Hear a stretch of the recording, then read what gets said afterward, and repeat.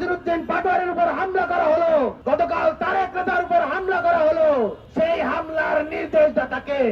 এই প্রশ্ন কিন্তু জনমনে ঘুরে বেড়াচ্ছে।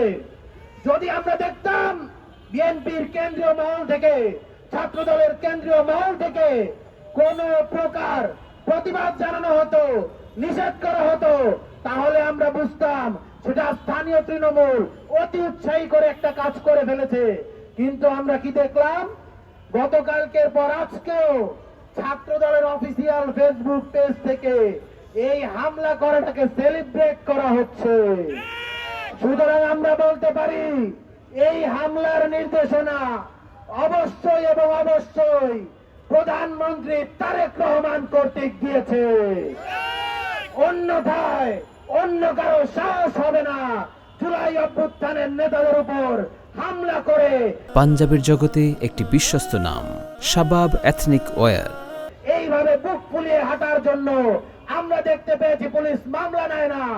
অসংখ্য সময় কয়েক ঘন্টার পর ঘন্টা থানা অবরোধ করে রাখা হয়েছে।